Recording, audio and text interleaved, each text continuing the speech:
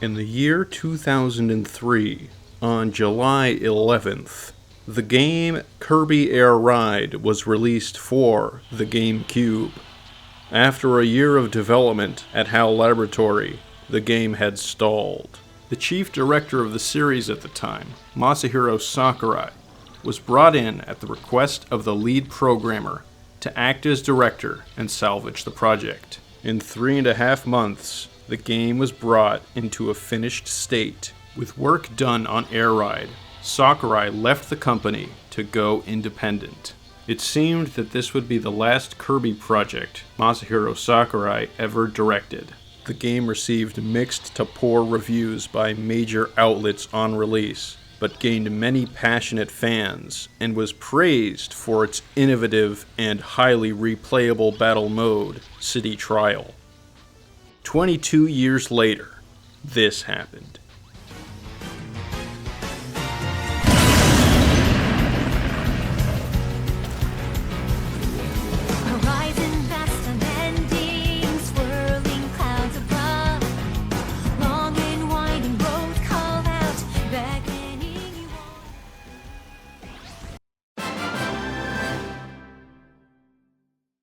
Hey everybody, it's me, Onion Creature. This has been a long time coming, but I'm finally going to be talking about Kirby Air Riders, the full game.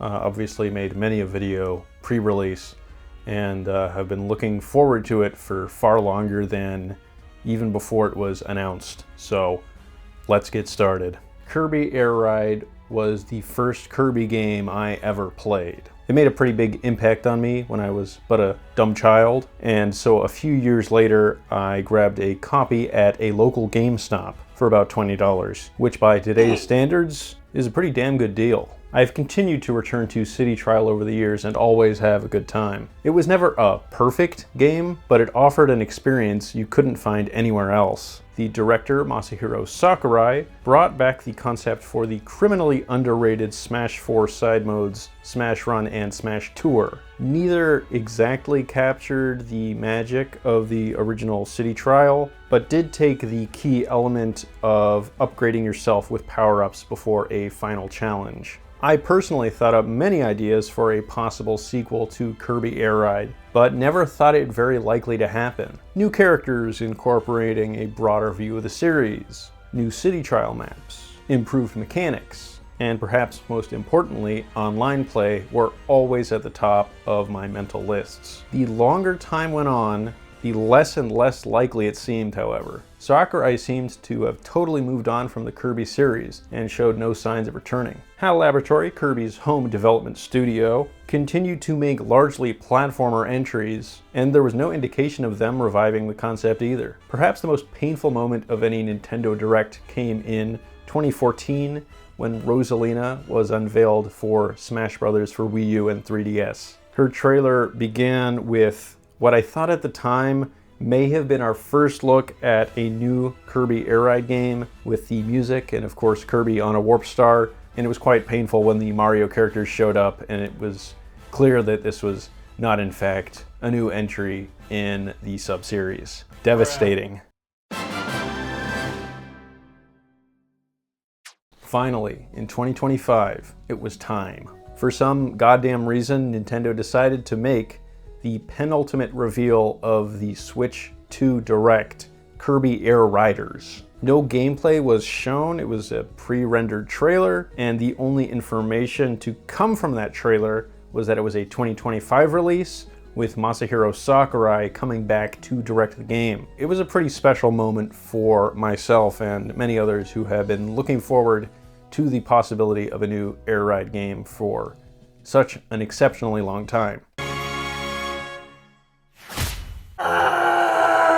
Pre-release was pretty quiet for several months, leaving weirdo freaks like myself to go stir crazy without any new info. Eventually, Nintendo and Sakurai powered up the proverbial marketing machine and revealed gameplay as a part of a dedicated Nintendo Direct that coincided with the game's first demo at Gamescom. This was a full 45 minutes of information on Air Riders and was pretty funny actually. Man's a bit of a comedian. Another Direct aired later in the year with 1 hour of new information and the announcement of a public test ride event, of which I partook in for about 7 hours. That was a great time. Pretty generous play window for that demo event, which I appreciated. The game was given a November 20th release date, a much coveted time slot in the holiday release schedule. It's a bit surprising that Nintendo opted to release Air Riders the same year as the new flagship Switch 2 game Mario Kart World, but they are very different, so hopefully both can succeed by their own metrics. Then came release day. I went to the local Nintendo San Francisco store, newly opened this year, and was second in line for Kirby Air Riders, which was pretty damn cool. Got there about 2 hours beforehand, just one guy in front of me. Shout out to the line at the Nintendo SF store. We played some Mario Party Jamboree on Switch 2 using Game Share because I forgot my Mario Kart cartridge at home. That was a good time. Latency is kind of not great on Game Share, but it's an interesting way of doing it. Probably not quite as good as download play back on the DS, but it was a fun way to pass some time while waiting. And number one in the line also brought some little Halloween candy sized chocolates for us line dwellers, which was very appreciated, very kindly thought. Also on release day, I did get this cool Kirby Air Riders bag, yeah, specialty Nintendo SF bag they had for the launch event. They also had balloons. My cat got at mine, so came home one day and it was rather deflated. I don't know, man, that's a little depressing, but I guess it was a matter of time because, you know, these balloons just do not last an exceptionally long time anyway. Oh well. It was fun while I had it, I guess. We also got a slightly more permanent item, Kirby Air Rider, Kirby character patch. Doesn't that look nice? Some dude gave me a Star Wars postcard. I was just sitting at like a little cafe in Union Square playing Air Riders after I got the game. He came up to me and sat down and was like babbling about something and took out a book of Star Wars postcards, and I selected one and he gave it to me and I said thank you for this cool item. Anyway, that was the launch event. It was pretty cool to go to a Nintendo store launch. Not done that before. I then had the game itself in hand and got to playing it. That's what you do with a new game, isn't it? We're going to talk about City Trial because it really is the main event here. Like I said, I did play about 7 hours of this prior to release as part of the test ride event, so I did have a pretty good feel for what I was getting into going in because quite a lot has changed since that GameCube original. Like the original, this is a battle mode in which the player collects power-ups to get better stats for their machine in a single city map. During that time, events can take place and you can battle other players and computer enemies. At the end, you take your machine and face off in a final event, which determines the winner. Just having one map for this game, again, is likely the biggest drawback for me. There is plenty of variety within that one map. Lots of the elements can change match to match, and there's so many different events and things happening. It does work, but I would be lying if I said I didn't wish there was at least one more. With that said, there's advantages to just having the one in that you do learn how to navigate it more quickly the more you play. I just get a better feel for the environment itself, and it does give value to that original game. I've seen some people say that Air Riders replaces Air Ride. I wouldn't say I completely agree. In most cases, I guess I do, but that is the only way to get access to that original map, which is just a very nostalgic experience driving around that you don't get with this new game. It's just the new map. Maybe it would have been nice to have the old one, but it does give you a reason to play the original on GameCube just to experience that original layout. I also was unsure of the stadium select screen. Essentially, in this game, unlike the first, it's not a random event that is selected at the end of the City Trial match. It's a selection of 4, and you can either press plus to choose random, which is kind of a way of getting back to that original system, or you can select one of the 4 depending on which your machine is most suited to and which stats you have collected. This does make sense. It's a little bit more forgiving if you have a machine that's not built for gliding and you get a gliding event. I guess that could be frustrating. For me, that was just part of the built-in experience of the original game. It's a bit of risk versus reward that has been taken out a bit. You are guaranteed to get at least one event that your machine will be well suited to, which is more forgiving, so I can see the reason for the change. And there are fairly easy ways to get around it just by pressing plus, or if you're in a private match or in local multiplayer, you can just set it to that original setting of random. So yeah, that ended up not being a big issue. My other big concern with that method was it was shown in one of the directs that if no other players in City Trial selected the same stadium event as you, that you would just win by default, which seemed like a weird kind of system. And I did experience that once in the test ride event. However, with the main game, I have not had that happen once, so I think that's going to be a very infrequent thing. Fortunately, it does not seem to be much of an issue at all, which is great. Other than those little nitpicks, which I just mentioned, this is the dream. There are so many new additions and changes to go through, so I have just compiled them into a list that is as follows.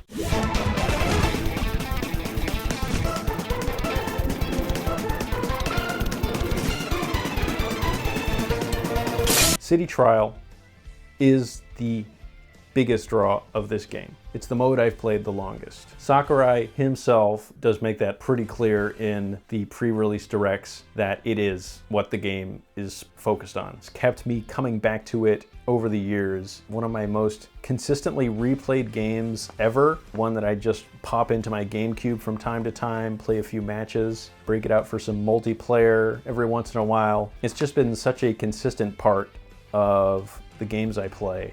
The new changes that I've listed can make the game even more chaotic and ridiculous than it was on GameCube, which is kind of saying something because it was pretty chaotic on the original GameCube. And I welcome this change. I'm all for it. As a result, it is in fact possibly the funniest game of 2025.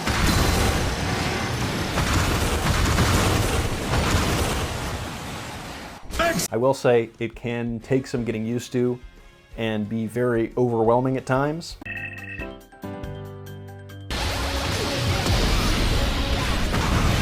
I also just want to shout out the new team battle format. It's a great time, a really fun way to play City Trial, where you're divided into two teams and compete against the other teams. That's a really fun new format, and I'm looking forward to playing more of that. The new characters are one of the most exciting additions. It feels a bit like a Kirby version of Smash Brothers. There's some major highlights. Rick has really hit it big online, which is wonderful. It's also really great to see a spotlight on obscure enemies like Starman, Cappy, Rocky, and characters that haven't been in the series much for a long time, like Lo and La, as well as more expected characters like Magalore, Susie, Taranza, Marks. All of those are great. They can differ from each other quite strongly. All of the characters have different special attacks. Some of them can auto attack. It's just great.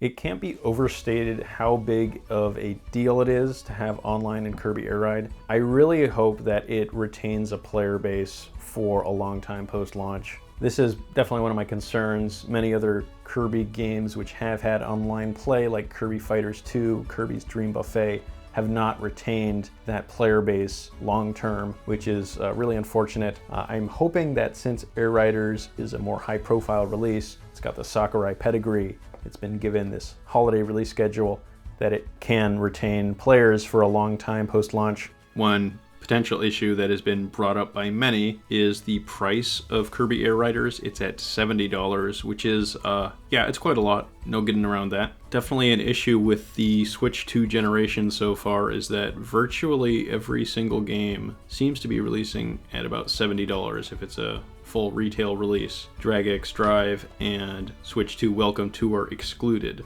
And it does put us as consumers in the unfortunate circumstance of having to weigh which game to get more carefully, because it's just more of an investment. Since Kirby Air Riders is a bit more of an oddball game, I've seen people make the decision not to go for it For myself, I think you'll find, based on this review, that it is worth $70 to me personally, but that's not really a decision I can make for anyone else, and we'll have to see if there's enough of us Air Rider enthusiasts to keep it going long term. I'm gonna be honest, I don't personally need Kirby Air Riders to sell 50 million units or even 20 million units. The fact that it exists is enough for me. Of course, I do hope it succeeds, but on a selfish level, just having the game is really all I require, as well as having enough people to populate the online servers for a long time. One slight issue I did have is that the process of getting into and out of matches can be a little slower than would be ideal. It's not terrible, but something worth mentioning. I've heard that the loading times are a little quicker on the download version of the game as opposed to the cartridge. I of course have the cartridge as a physical media CHAD, but I guess that is one downside of it. The load times are not particularly long, but they can be noticeable at times. I also appreciate the new ranking system that Air Riders employs. It's a bit more friendly. Instead of B ranks or A ranks or S ranks, you are sorted into different non-specific colors and shapes based on your performance. This does have the psychological effect of making your rank feel less important, which feels like a positive change. I think that's generally a good thing. There is also a really great lobby system called paddocks, in which you can hang out in a 3D environment between matches, and you can interact with other players in a limited capacity and play all three of the main modes. It's just a good system. I've enjoyed this quite a lot. And you can also, of course, do public or private paddocks. There's also going to be events for the game online for the first year, which is pretty cool. It's a bit similar to how Smash Bros. Ultimate does it. These are more time limited. They're only over a set of a couple hours over a weekend so far. You can earn different cosmetic rewards. So it does give you incentive to keep playing the game. And I'm looking forward to returning to those for the next year. Hopefully they just cycle through old ones once they've gotten through all the new ones. I think that would probably be a good way of doing it.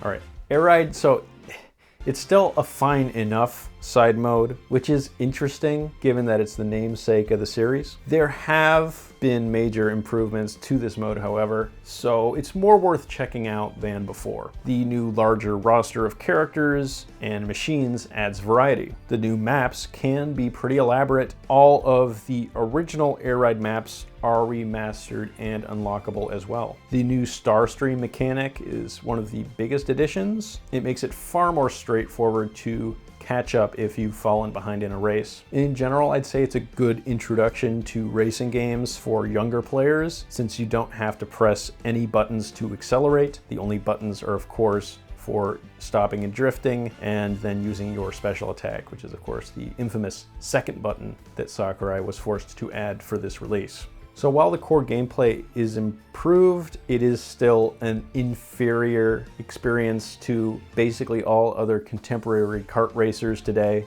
but worth playing as a break from City Trial from time to time. And I didn't dislike the mode. I think it is substantially better than in the original Air Ride, but also just not at all the draw of this game. I've also seen some other people struggling with the one button mechanic of this game, in that you automatically accelerate and stop and drift all on one button. It's just clear that some people are going to gel with this format while others aren't. I myself don't gel with it that strongly in just the core racing mode, but its implementation in City Trial and the other modes is where it really shines to me. Top Ride is another fine enough side mode, shockingly.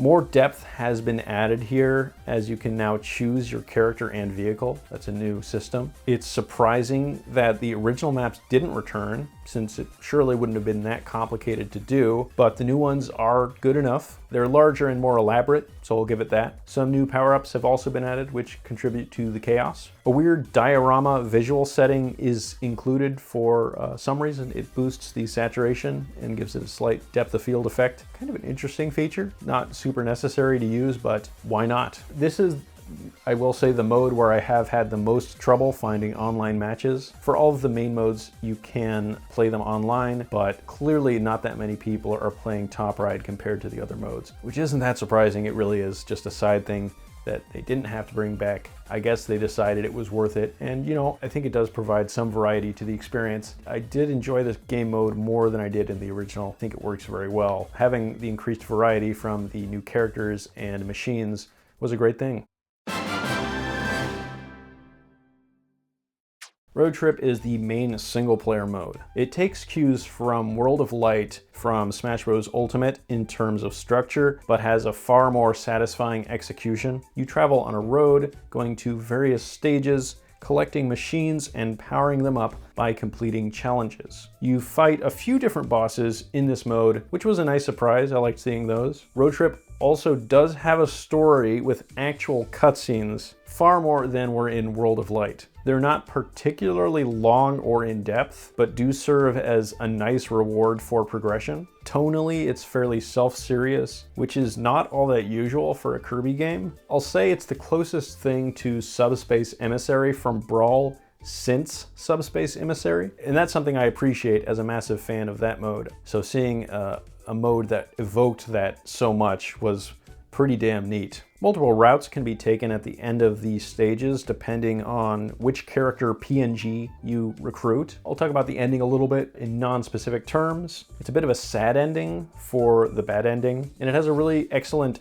ending segment and staff credits. After you beat the game once, you unlock a super hard difficulty mode, and I gotta be honest, I don't think I would recommend this to most people, because it is in fact super hard, which is perhaps surprising for a Kirby release. And it took quite a bit of effort to get through. It might be one of the hardest Kirby modes ever in general. It was a bit repetitive because you don't get any retries. If you fail a mission, you have to go to either the start or the halfway point of one of the Road Trip stages. And that just got kind of frustrating. You do retain any power-ups you collect before you die, which is good, so you can kind of just grind to get power-ups. I probably wouldn't recommend it to most people. Just stick with the hard difficulty if you want a more challenging experience, because that does give you retries. You also can't change the difficulty after you've selected super hard for a run. It was a fun experience. I don't regret doing it, but it was like, Jesus, man, this has taken quite a bit of effort to get through. It was pretty easy to just get stuck on a challenge if you don't have the right stats or machine for it, and that could be kind of frustrating because there's not much you can do other than grinding for stats at that point. It was an interesting experience. I'm glad it's included, even if it is a bit too difficult probably for most people. Now I'll just touch on the true ending, spoiler-free thoughts first. It's honestly fire. One of the best Kirby finales, TBH. You do gotta wonder what it means for the lore though. For all intents and purposes, the story does seem to be canon. It does raise a few questions about some events that have happened in the past, certain entities. Let's just do a few little spoilers here. Let's sprinkle them here. Run! Okay, so after you beat the final boss for the first time, it's this big spaceship thing, big air ride machine. It becomes unlocked as one of the legendary air ride machines. And I didn't realize exactly what it did until another player got it in an online match. I was like screeching with laughter when this happened.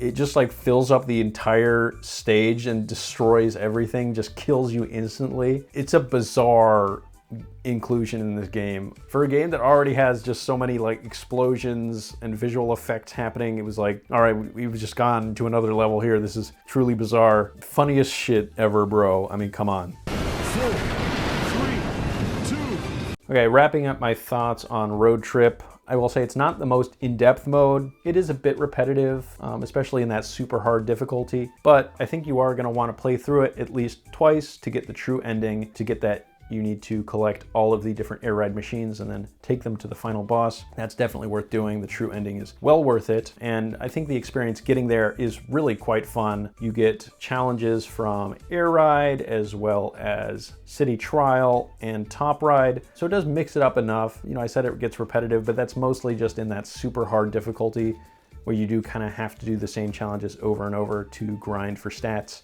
at times, or at least I did. Maybe if you're a Kirby air ride god, you can avoid that fate. You know, it all just works really well. The packaging is quite good, far better than other single player modes Sakurai has done in the past. Since Subspace, he struggled to incorporate it in Smash 4. The single player content in that was pretty light. So in terms of core single player experiences in multiplayer focused games, this has definitely been the highlight since Subspace. Masahiro Sakurai's vendetta against cutscenes seems to have softened a bit over the years. We got a few with World of Light, and then you get even more here. And I'm glad for it, as he's quite adept at storytelling. That isn't something that's brought up very frequently, but the story elements in Sakurai games tend to be pretty damn good when he is able to incorporate them. And that's why it was kind of disappointing to see essentially no story in Smash 4 and then just such a limited story in World of Light in Smash Ultimate. This isn't quite up to Subspace level in terms of the depth and amount of things happening, but it's certainly an improvement and very enjoyable. The customizable My Machines are a really great new feature. It allows a depth of customization not often seen in Nintendo games. There's been some really amazing stuff made so far and shared online. I myself have designed some other HAL Laboratory characters for My Machines, Qbby from BOXBOY, and Jobski from Part-Time UFO. I've also made the Onion Star. Surprisingly, there hasn't been that much objectionable content, apart from this, I guess, the Chef Kawasaki thing. Also included are hats for the characters and alternate costumes. You can also customize a driver's license for your profile with stickers, backgrounds, etc. Another fun feature that was in no way necessary to include. Part of this is a customizable title you can make from a set of included words. This includes the words chonker, normie, like, and subscriber, which I guess are just now canon to the Kirby universe. This cannot be undone. I also really approve that you can tilt these around with the right control stick. It does feel like a bit of a throwback to Smash Bros. Menus of old. All right, we're on the amiibo subject yet again, so Bandana Waddle Dee's coming out. I gotta say, the base that they used, it's pretty sick. It's got like the little sparkles in it, sort of translucent. That's kind of a neat base, I guess. They are cool, they're detailed, but you know, I mean, come on, we know. Buying it did feel a bit like this. Hey, hello sir, welcome in. How are you today? Oh, you know, yeah. Well, I can see you're a price-conscious consumer. Yep, that's me. You know, gotta keep an eye on that stuff. The economy right now, you know, it's terrible. Crazy times, right? Oh, sure, sure. Well, what'll it be? You know, I think I'll grab the Bandana Waddle Dee amiibo. You know, I've wanted them to make that for years, and they finally did. So yeah, I'll take that one. You're serious? Oh yeah, I mean, why not? You know. I see. Here's your product, sir. Thank you. Yeah, it looks great. Yeah, I'll just put that down. I'll just be taking that. No! Wait! Oh. You can swap the air riders and the machines, which is a neat feature. There's 5 of them announced so far, 2 released. You can train them in a manner similar to the Smash Bros. Amiibo. I haven't used that feature that much. I don't think it makes as much sense for a racing game. The catch really is that price. $50 in the US, though it is cheaper in other regional equivalents across the world. Thank you, tariffs. Kirby air riders, like Masahiro Sakurai's last game, Smash Ultimate, makes excellent use of HD Rumble, or more specifically in this case, HD Rumble 2. Virtually every interaction in the game, including the menus, has an associated rumble effect. This is the kind of attention to detail that may go unnoticed by many, but goddamn do I love it. Kirby Air Riders keeps up the fine Sakurai tradition of the achievement board. Air Riders features 5 of them, 1 for each mode, and then online. This is the method in which you unlock characters, stages, costumes, and more.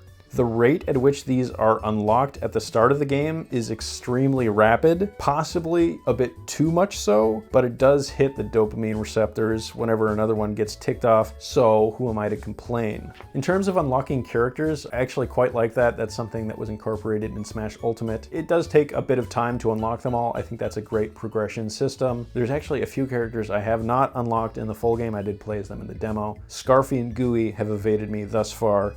I will get you eventually, you bastard.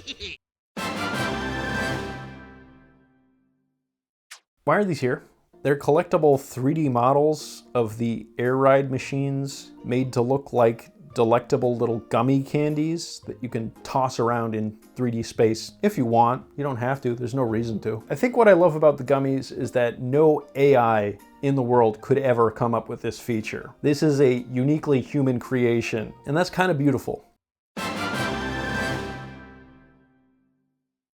The composer of the original air ride, Shogo Sakai, returns. Another regular Sakurai collaborator, Noriyuki Iwadare, also contributed to the soundtrack. The new music is, in general, of a very high quality. There are absolutely some banger tracks. However, there is also a lot of returning music. This isn't necessarily a bad thing, but it does make the game feel a bit more like a remaster or remake than a full new game at times. Not really a major issue, but it does change the feel of the overall package. The vocal tracks included are great. The Japanese original is the best version, however. I do find this development in recent Kirby games to be quite fun, having the associated vocal track. Air Riders actually has more than one, and some of the ones you get later in the game are really quite special. A Kirby Air Riders orchestra is featured in the credits, so presumably there was some amount of live orchestration used for the game, which sounds excellent. The audio quality is great across the board. A few of the tracks sound a bit more MIDI-ish. I've brought this up in the past. With modern games especially, I do tend to prefer a more orchestral sound. Having it sound like live recorded instruments goes a long way in contributing to the scope and scale of these audio tracks. So I really enjoyed the Air Riders soundtrack, especially for that reason. Kirby Air Riders has very nice visuals. Not exactly the most next-gen I've ever seen, but they're bright, colorful, and clean. The user interface is quite expressive. I like the main menu a lot. It's made to look like a tabletop and pulls that off quite effectively. Smooth 60 FPS throughout the game, which is great to see. Even in the most chaotic modes, there is some drops in 4-player split screen reportedly, though I did not notice that myself when I played in that setting. The fact that it goes for 60 FPS in 4-player is commendable. That's something not even Mario Kart World achieves.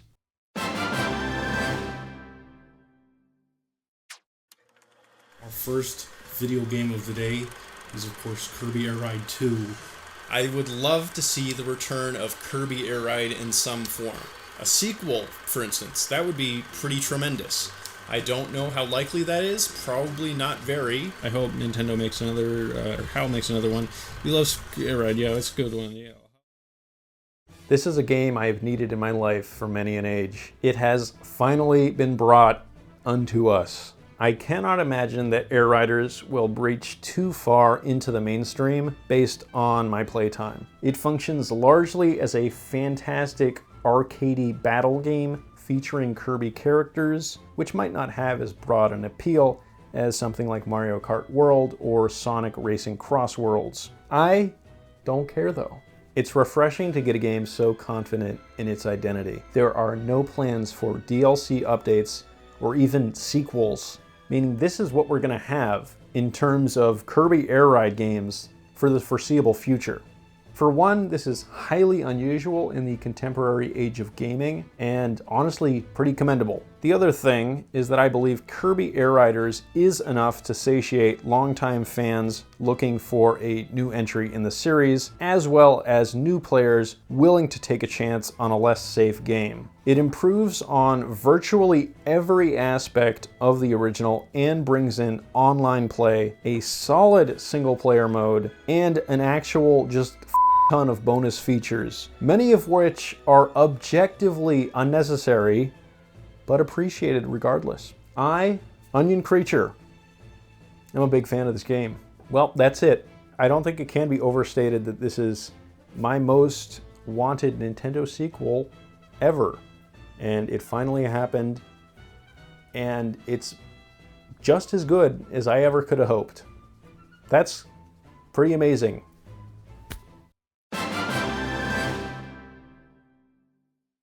Before I let you go, I just wanted to shout out a stop-motion animation I made on my other channel. It's called Gregory Goes Home. It's a sequel to the previous stop-motion short, The Journey of Gregory. If you like epic stop-motion animation short films, check it out.